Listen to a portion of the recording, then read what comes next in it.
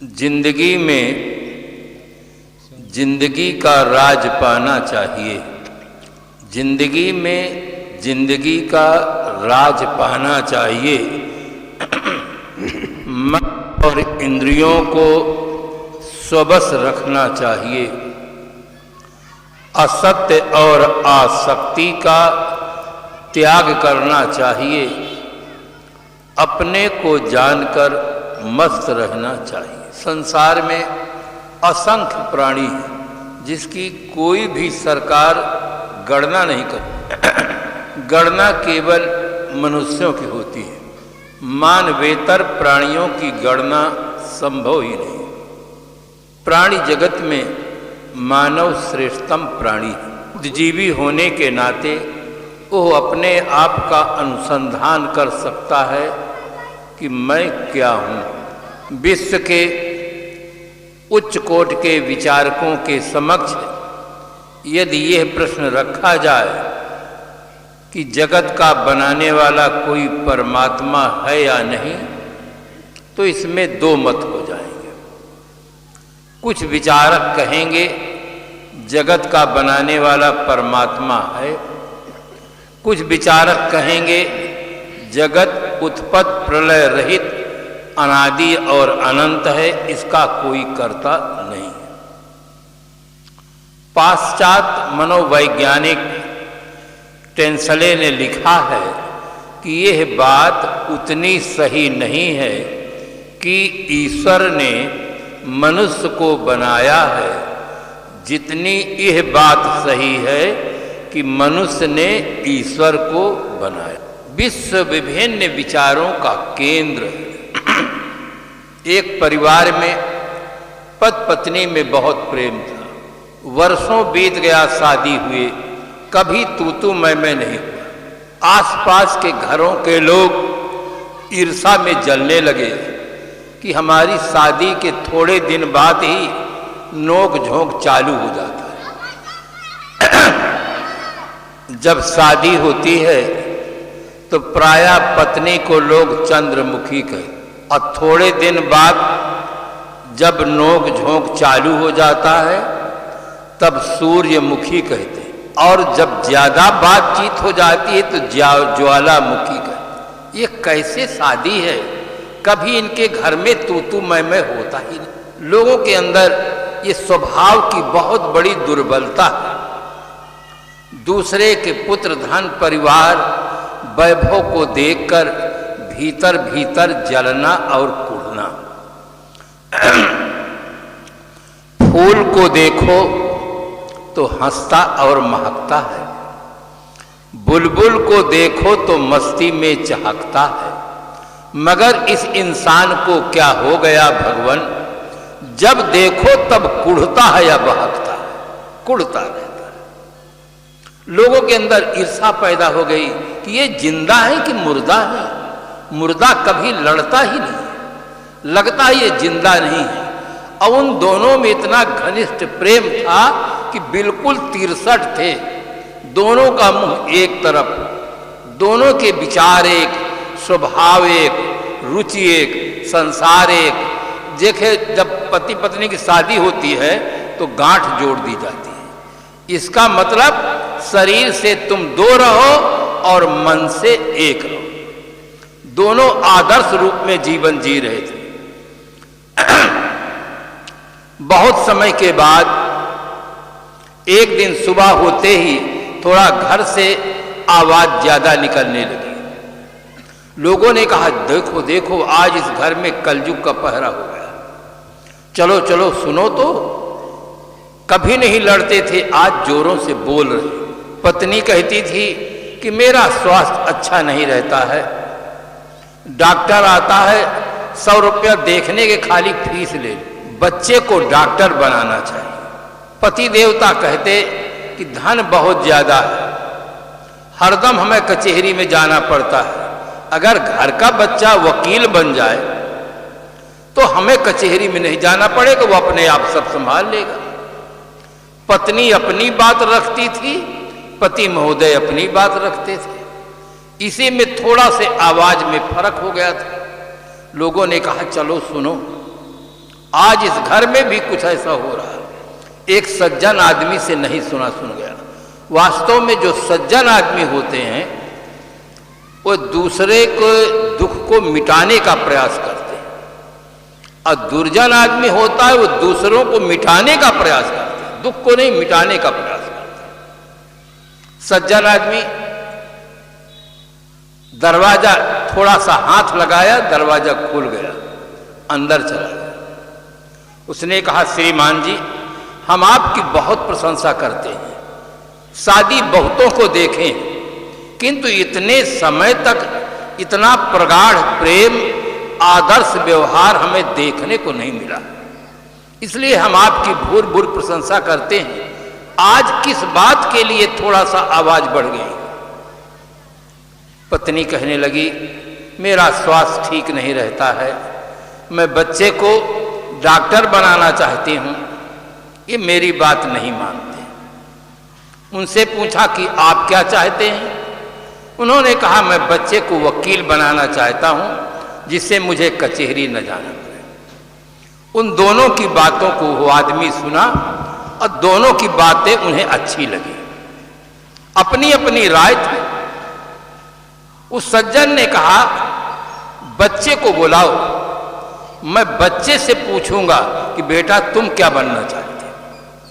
माँ तुम्हें डॉक्टर बनाना चाहती है, पिता तुम्हें वकील बनाना, पर तुम क्या बनना चाहते हो? जब दोनों के बात उसने कही तो दोनों एक दूसरे की ओर देखने लगे और हंसने लगे। कुछ उत्तर नहीं दे रहे कि बच्चा कहाँ है। उस व्यक्ति ने कहा, बच्चे को बुलाओ, मैं बच्चे से पूछूंगा। उसने कहा, बच्चा तो है ही नहीं, बच्चा तो है ही नहीं। अब बच्चे को वकील बनाने में बहस चल रही है, बच्चे को डॉक्टर बनाने की बहस चल रही है, अब बच्चा है ही नहीं। जिसके लिए सांप्रदायिक जगत के लोग लड़ते हैं कि मंदिर भगवान का है, मस्जिद भगवान का है, वो कहीं है ही नहीं। यही लोग केवल लड़ते हैं। अगर वो कहीं होता तो अपना बयान जरूर प्रस्तुत करता कि मैं मंदिर में रहता हूं कि मस्जिद में रहता हूं। वो है ही नहीं, अब उसके लिए लोग लड़ रहे हैं। इसलिए विचारों की गंभीरता पर खूब ध्यान देना चाहिए। अगर उच्च कोटि के विचारकों के समक्ष ये प्रश्न रखा जाए कि स्वर्ग है या नहीं, तो कुछ विचारक कहेंगे स्वर्ग है, कुछ विचारक कहेंगे स्वर्ग नहीं। संत सम्राट श्री कबीर साहब ने कहा, बैठा पंडित पढ़े पुराण, बिन देखे का करत बखान। बिना देखी हुई चीज का वर्णन करते हैं, स्वर्ग में ये मिलता है, ये मिलता है, ये मिलता है। गालिब एक बहुत बड़े शायर हुए, उन्होंने कहा, जानते हम भी हैं जन्नत की हकीकत, लेकिन दिल बहलाने को गालिब ये ख्याल अच्छा है। जन्नत स्वर्ग की हकीकत, वास्तविकता को हम जानते हैं कि कहीं है नहीं, किंतु जब उसका वर्णन सुनते हैं तो दिल बहल जाता है बस। तो इस प्रकार से उसमें भी दो मत हो जाएंगे, नरक है या नहीं, इसमें भी दो मत हो जाएंगे, किंतु मैं हूं या नहीं, इसमें कभी दो मत नहीं हो सकते। इसीलिए कहा गया कि I think therefore I am. मैं सोचता हूं इसलिए मैं। अगर मैं होता नहीं तो सोचता कौन, देखता कौन, जानता कौन, मानता कौन? जानने वाला, देखने वाला, मानने वाला अगर ना हो तो ये पदार्थ दिखाई किसको देंगे? देखने वाला ही ना हो। मैं हूं यह निर्विवाद है। अगर कोई व्यक्ति ये कहे कि मैं नहीं हूं, मैं नहीं हूं, तो उसके बोलने के साथ साथ सिद्ध हो जाता है कि मैं हूं। अगर वो नहीं है तो बोलता कैसे?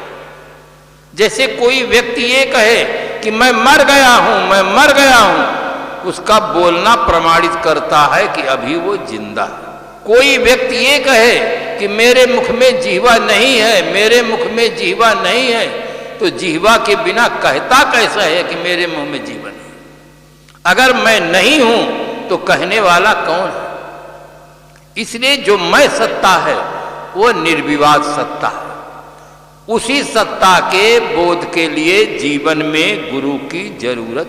आज आदमी बहुत कुछ जाना, बहुत कुछ पाया, किंतु जानने वाले को ही नहीं जानता है, ये दीपक तले अंधेरा है। सच्ची घटना है गुजरात की। एक शहर है, उसका नाम है बोडेली। मैं वहीं था। सायंकाल कुछ सज्जन मिलने के लिए आए। मैंने उनसे पूछा कि आप कौन हैं? उन्होंने उत्तर दिया कि हम मास्टर। मैंने कहा मैं ये पूछा नहीं हूं कि आप मास्टर हैं कि डॉक्टर हैं कि वकील हैं कि इंजीनियर हैं, मैं ये नहीं पूछा। मैं सिर्फ पूछा हूं कि आप कौन हैं। तुरंत उत्तर बदल दिए, कहे हम पटेल हैं। मैंने कहा मैं ये भी नहीं पूछा हूं कि आप पटेल हैं कि बनिया हैं कि ब्राह्मण हैं, मैं ये भी नहीं पूछा। मैं सिर्फ पूछा हूं कि आप कौन हैं, इतना ही पूछा हूं। मैंने कहा किसी छात्र से आप पूछें तुम किस जिला के रहने वाले हो, छात्र उत्तर दे कि मैं भारत का नागरिक हूं, तो क्या उत्तर सही है? पूछने वाला केवल जिला का नाम पूछता है, प्रांत का भी नाम नहीं पूछता, और उत्तरदाता देश का नाम बताता है। मैंने कहा मैं आपका पद नहीं पूछता हूं, आपकी जाति नहीं पूछता हूं, आपको पूछता हूं कि आप कौन हैं। थोड़ी देर मौन हो गए। कुछ देर के बाद उन्होंने कहा हम अपना नाम बता दें। हम कहे आप नाम बता क्यों देंगे? आपका नाम हम पूछते नहीं हैं, आपको पूछते हैं, आपका नाम नहीं पूछते हैं। अच्छा ये बताइए कि आप पहले हैं कि नाम? कहने लगे हम पहले। हम कहे उसी को बताइए, आप जो आप हैं पहले उसी को बताइए, आपका नाम तो बाद में आता है। छठे दिन छठी में लोग नाम रखते हैं, आप पहले हैं, नाम बाद में है। आप अपना परिचय दीजिए, हम आपका नाम नहीं पूछते। तब उन्होंने कहा यदि आप नाम नहीं पूछते हैं, जाति नहीं पूछते हैं, पद नहीं पूछते हैं, तो हमें कुछ पता ही नहीं कि हम क्या चीज है। आज तक हम यही अपना पता बताते रहे, आप तीनों को नहीं मानते हैं, हमें कुछ पता नहीं। मैं चुप हो गया। थोड़ी देर के बाद उन्होंने कहा महाराज बड़ी अशांति पैदा हो गई, आप जल्दी बताइए कि हम क्या चीज है। मैंने कहा कम से कम आप 16 साल पढ़े, हजारों रुपया खर्च किए, और अभी तक आप अपने को नहीं जान पाए कि मैं क्या हूं, आपकी शिक्षा का मूल्य क्या है। 16 साल अध्ययन किए, हजारों रुपये, अभी तक आप अपने को नहीं जान पाए। कहे महाराज बड़ी अशांति हो गई है। आज तक हम यही उत्तर देते रहे, अपने को यही मानते रहे, आप जल्दी बताएं कि मैं क्या चीज हूं। मैंने कहा ये तो और आश्चर्य की बात है, आपको जब मैं बताऊं तब आप अपने को जान पाए। अच्छा पहले ये बताइए आप हैं कि नहीं है, पहले ये बताइए। तो हंसने लगे, कहे हम तो हैं, आपके सामने बैठे हैं, आपसे बात कर रहे हैं, हम हैं। मैंने कहा इसमें तो संदेह नहीं है। कहा इसमें संदेह नहीं है, निसंदेह है कि मैं हूं, किंतु मैं क्या हूं कुछ पता नहीं चलता है। मैंने कहा 3 दिन हमारा कार्यक्रम है, फ्री आवास, फ्री भोजन, अब बिना कुछ लिए आपको बता देंगे कि आप कौन हैं। उन्होंने कहा महाराज हमारे पास इतना समय नहीं है। मैंने कहा अभी उठो घर चले जाओ। जिस आदमी को जिंदगी में स्वयं को समझने की फुर्सत न हो, वो आदमी अपनी जिंदगी में क्या करे। जीवन का सबसे महत्वपूर्ण प्रश्न है स्वयं को जानना कि मैं क्या चीज हूं। व्यवहारिक जगत में आदमी प्रयोग करता है कि मेरे सिर में दर्द है, मेरे कमर में दर्द है, मेरे दांत में दर्द है। कोई आदमी ऐसा नहीं कहता कि मैं सिर में दर्द हूं, मैं दांत में दर्द हूं, मैं पैर में दर्द हूं, कोई नहीं, मेरे कहते हैं। यही थोड़ा सा भेद बताने वाले कोई गुरु मिल जाए, संत मिल जाए कि जो मेरा होता है वो मैं नहीं होता। मैं अलग चीज है और मेरा अलग चीज है। जैसे एक घड़ी मेरी है तो मैं घड़ी नहीं, मकान मेरा है तो मैं मकान नहीं हूं। जिसमें मेरा लग जाता है वो मैं नहीं होता। इस नियम को आप अच्छी तरह याद कर ले, फिर आप प्रयोग करें। मेरे सिर में दर्द है, मेरे कमर में दर्द है, मेरे हाथ में दर्द है, मेरे पैर में दर्द है। जितना मेरा लगाते जाइए, उसको हटाते जाइए, और जब कुछ नहीं बचेगा तो केवल मैं बचेगा। मैं अलग चीज है और मेरा अलग चीज है। मकान मालिक दावा करता है कि यह मकान मेरा है, किंतु आज तक किसी मकान ने दावा नहीं किया है कि यह मालिक मेरा है। चाहे करोड़ों की संपत्ति से मकान बना हो, किंतु मकान दावा नहीं करता है कि यह मालिक मेरा है। कारण मकान जड़ है, जड़ में ज्ञान नहीं होता है और ज्ञान के बिना दावा नहीं होता है। आप चेतन हैं, आप में ज्ञान है, आप दावा करते हैं कि ये मकान मेरा है। मेरे सिर में दर्द है, आप जड़ शरीर नहीं है। एड़ी से लेकर चोटी तक जो दिखता है वो शरीर है। शरीर अलग चीज है और आप अलग चीज है। एक दिन ऐसा आता है शरीर पड़ा रह जाता है, शरीर में रहने वाला चला जाता है, तब लोग कहते हैं जिससे नाता था वो तो चला गया, अब ये मिट्टी रह गई। इसका दाह संस्कार। शरीर भौतिक पदार्थों से बना हुआ एक यंत्र है और उस यंत्र के संचालन करने वाले आप यंत्री चैतन्य हैं। अपनी सत्ता का बोध न होने से आदमी दीनहीन लाचार बना है। आपन तेज संभालो आपे। हर आदमी को स्वसत्ता का बोध होना चाहिए। इसी सत्ता का जब व्यक्ति को बोध हो जाता है तो अपना कल्याण करने में सक्षम हो जाता है। हर व्यक्ति अपना कल्याण चाहता है। दुख किसी भी व्यक्ति को प्रिय नहीं, चाहे कोई गृहवासी हो, चाहे वनवासी हो, चाहे कोई स्त्री हो, चाहे कोई पुरुष हो, किसी देश का नागरिक हो, किसी संप्रदाय का मानने वाला हो, कोई भाषा बोलने वाला हो, दुख किसी को प्रिय नहीं। सभी व्यक्ति अपनी समझ के अनुसार दुख से छूटने का प्रयास कर रहे हैं, किंतु समझ सही न होने से दुख छूटता नहीं। समझ में खराबी। अभी अगर इस समय किसी की घड़ी 5 बजा दे तो घड़ी वाले कहेंगे कि घड़ी बिगड़ गई। घड़ी बिगड़ गई है हमें पता चलता है। रेडियो, टेलीविजन, वीडियो बिगड़ जाए पता चलता है। मोबाइल बिगड़ जाए तो पता चलता है। मकान बिगड़ जाए तो पता चलता है। सब बिगड़ जाता है, पता चलता है, किंतु आदमी की बुद्धि बिगड़ जाए तो पता ही नहीं चलता है। अब कोई आदमी बता दे कृपा करके, किसी आदमी को तम्बाकू रगड़ते देख ले, सिगरेट पीते देख ले, बोतल पीते देख ले, अंडा मुर्गी खाते देख ले, और कृपा करके बता दे कि श्रीमान जी आपकी बुद्धि बिगड़ गई है, आप अपनी बुद्धि की रिपेयरिंग किसी महात्मा से कराइए। इतना सुनते ही वो आदमी परशुराम का बड़ा भाई हो रहा है, एकदम नाराज हुआ है। मेरी बुद्धि बिगड़ी है, मैं इतना बड़ा सेठ, इतना बड़ा प्रोफेसर, इतना बड़ा बैरिस्टर, इतना बड़ा मिनिस्टर, मेरी बुद्धि बिगड़ गई। उसको बड़ा ताजुब होता है कि किसी और की बुद्धि बिगड़ी होगी, मेरी बुद्धि नहीं बिगड़ी। क्यों? आदमी के अंदर अहम है कि दुनिया में अकल 2 है, नहीं तीसरे की गम। आधे में सब बसे, 1.5 में हम। आदमी के अंदर इतना अहंकार है कि पूरी दुनिया में 2 अकल है, 1.5 अकल हमारे पास है, आधी में कुल दुनिया है। पीते सिगरेट, पीते शराब है, करते भ्रष्टाचार है, फिर भी मानते कि सबसे बड़े माइंडेड हम ही हैं। जब तक बुद्धि की रिपेयरिंग नहीं होगी तब तक आदमी का जीवन नहीं सुधर सकता है।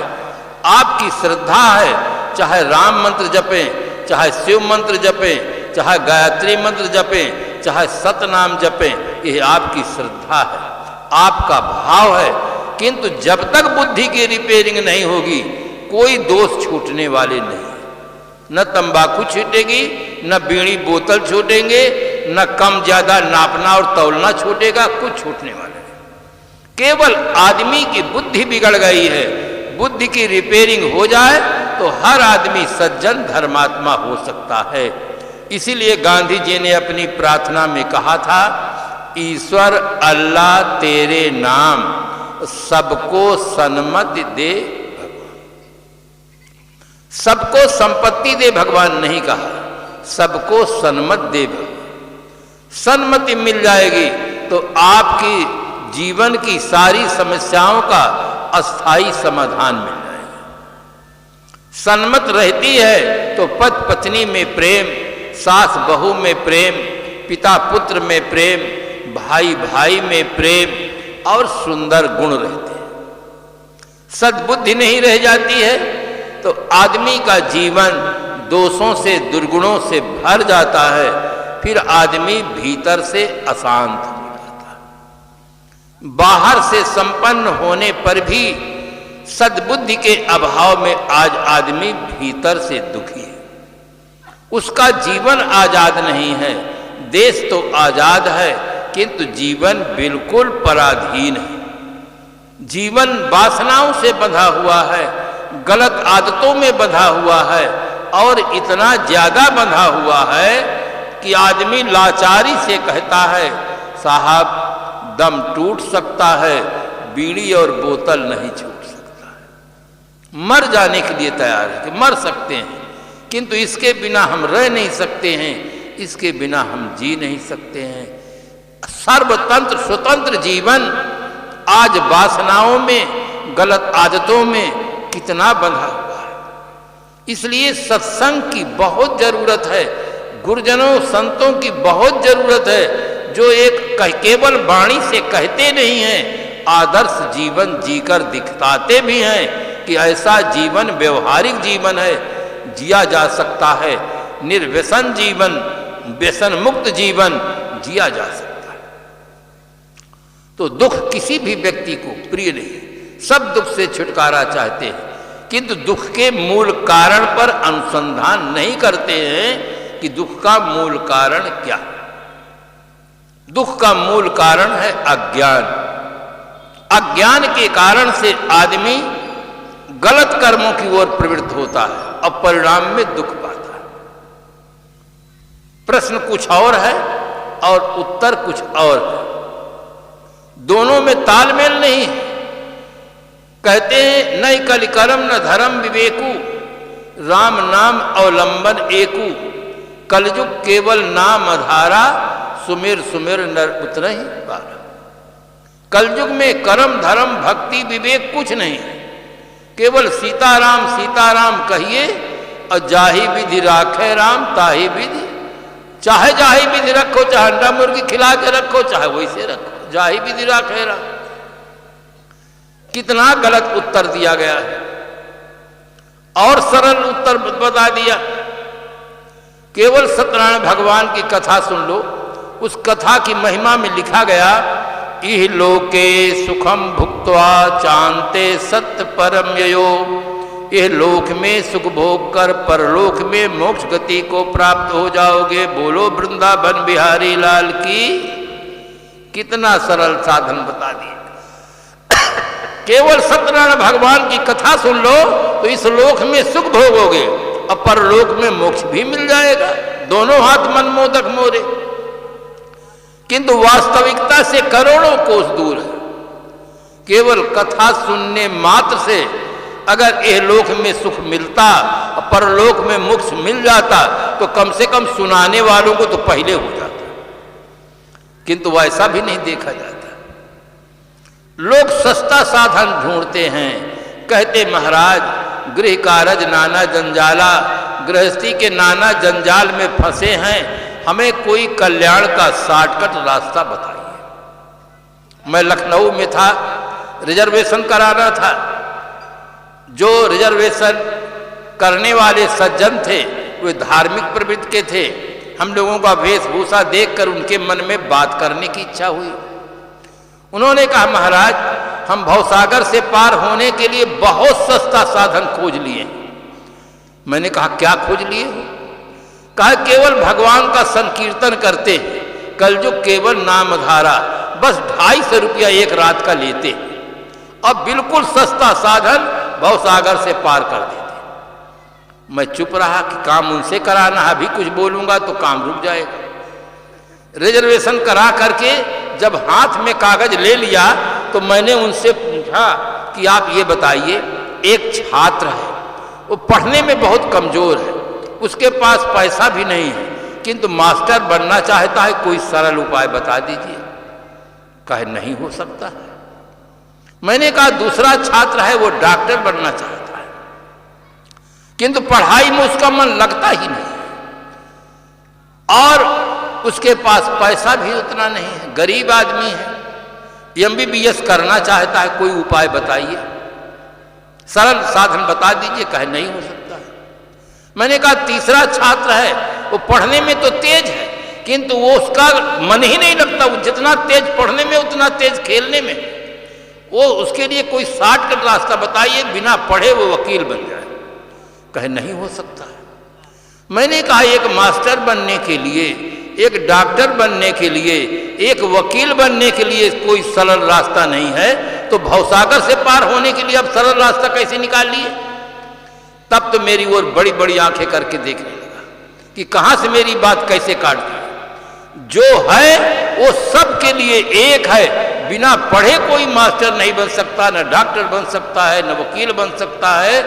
बिना साधना किए, बिना वैराग किए, अपनी वासनाओं को ध्वंस किए, बिना आत्मबोध हुए कोई भी आदमी कल्याण नहीं प्राप्त कर सकता। सरल साधन नहीं है और भिन्न भिन्न प्रकार के साधन भी नहीं है। जो है वो सबके लिए एक साधन है, सबके लिए एक साधन है देखने का, वो है आंख।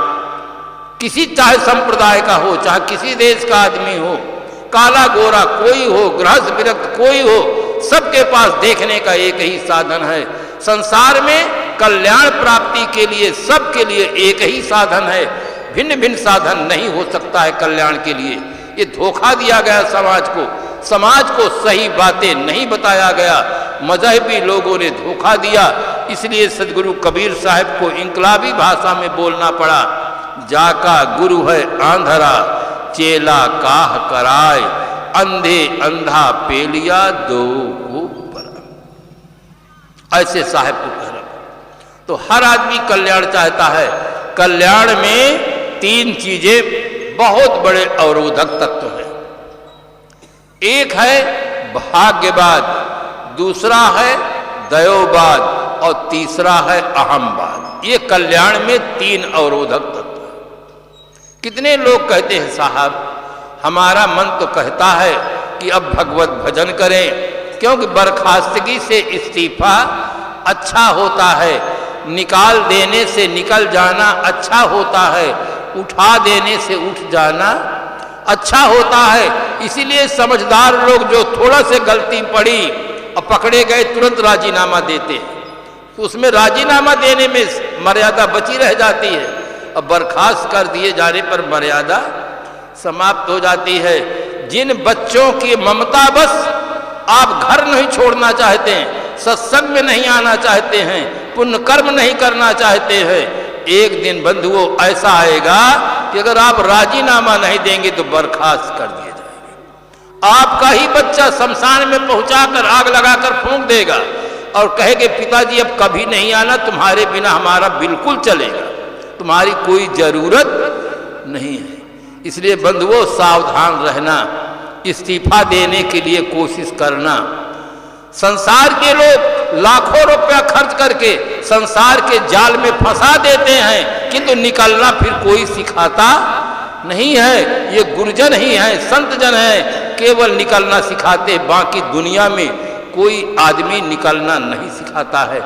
किसी प्रदर्शनी को देखने के लिए आप प्रवेश कर जाएं और निकलना न जानते हो तो क्या दशा होगी? दशा नहीं, बहुत बड़ी दुर्दशा होगी। आज लाखों रुपया खर्च करके लोग संसार में प्रवेश करा देते हैं, निकलना कोई सिखाता ही नहीं है। इसलिए आदमी बूढ़ा हो जाता है, लाचार हो जाता है, कहता है साहब अब तो शमशान में छूटेगा, हमारे बस की बाहर की बात है। त्यागी जी जैसा कोई व्यक्ति संत मिले, गुरु मिले, साहस का प्राण फूंक दे, तब फिर वो आदमी खड़ा हो जाता है। भाग के भरोसे बंधुओं मत बैठो। भाग के भरोसे जो बैठ जाता है उसका भाग भी बैठ जाता है। पुरुषार्थ करो। आदमी दूसरा अंधविश्वास है कि सबहि नचावत राम गोसाई। आदमी कठपुतली है, भगवान सूत्रधार हैं, जैसा नचाएंगे वैसा नाचेंगे। क्या करे महाराज, भगवान की मर्जी नहीं है, इसलिए हमारा भजन में मन लगता नहीं है। ये बहुत बड़ा अंधविश्वास है। आदमी कठपुतली नहीं है, आदमी स्वतंत्र प्राणी है। आदमी की मानसिक स्थिति जैसी होती है वैसी उसकी प्रवृत्ति होती है। मानसिक स्थिति अच्छी नहीं है, इसलिए आदमी गलत कर्म करता है।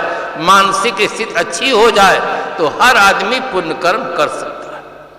ये घोर अंधविश्वास है कि करने वाला कराने वाला तो ऊपर वाला है, ऊपर वाले की जैसे मर्जी होगी वैसा होगा। मैं ऋषिकेश में पढ़ रहा था, हरिद्वार से ऋषिकेश जा रहा था। उस समय बद्रीनारायण के पट खुल गए थे, तो उसमें तीर्थयात्री बैठे हुए थे, मैं भी बैठा था। तीर्थयात्री कहने लगे, जाए बद्री लौट के नावे वद्री। दूसरे ने कहा, अरे जिसको बद्री भगवान बुलाते हैं वही जाता है, सबके भाग में कहाँ लिखा है कि बद्रीनारायण जाए। तीसरे ने कहा, अरे बिना परमात्मा के हुक्म पत्ता भी नहीं हिलता है, तो वो आदमी कैसे हिलेगा। मैं चुपचाप बैठा सुनता रहा।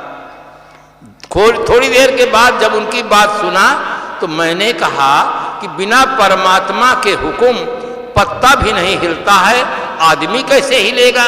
तो ये बताइए, यहाँ पर 25,000 गौएं रोज भारत में काटी जाती है, ये किसके हुक्म से काटी जाती है।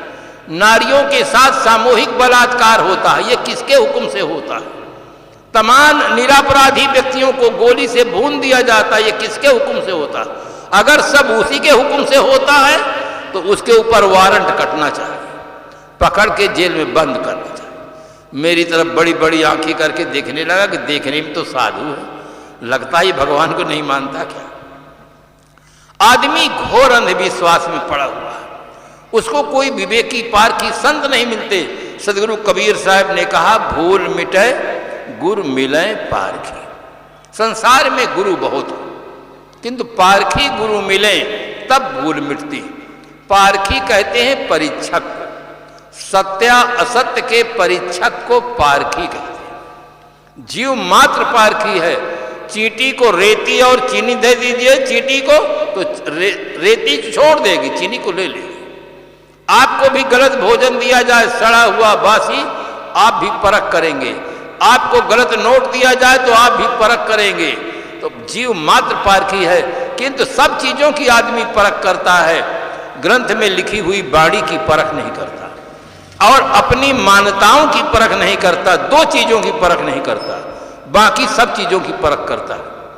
ग्रंथ में लिखी गई बात की नहीं परखता है और अपनी मान्यताओं को नहीं परखता है, और पारखी संत दोनों को परखते हैं। इसलिए भूल मिटे गुरु मिले पारखी।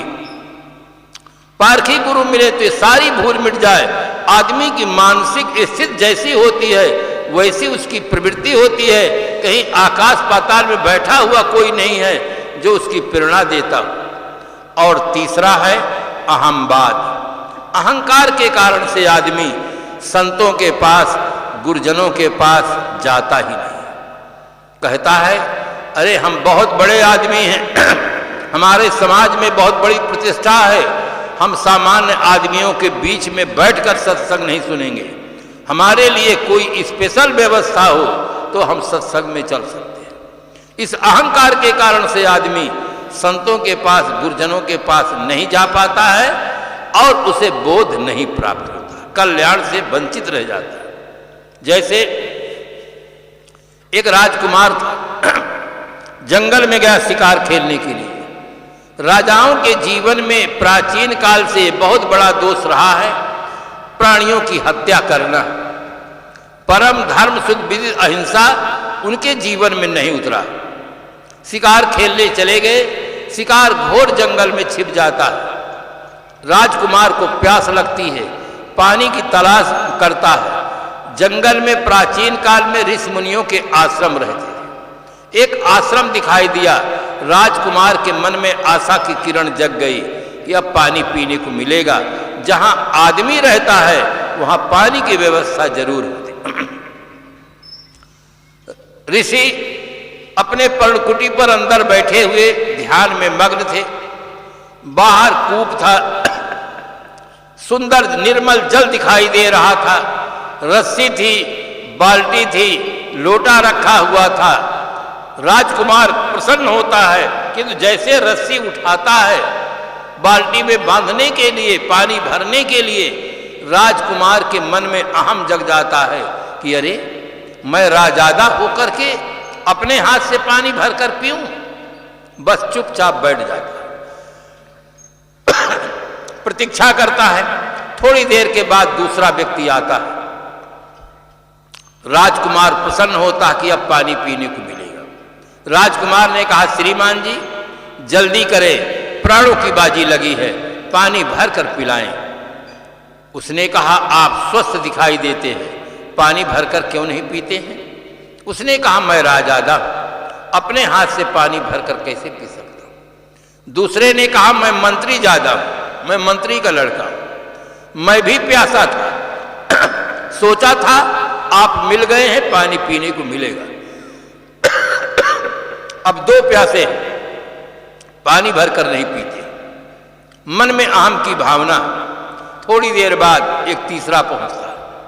दोनों खुश हो जाते कि अब पानी पीने को मिलेगा। दोनों एक साथ कहते कि हमारा जीवन आपके हाथ में है, जल्दी करें, पानी पिलाएं। उसने कहा, आप कोई बीमार नहीं दिखते,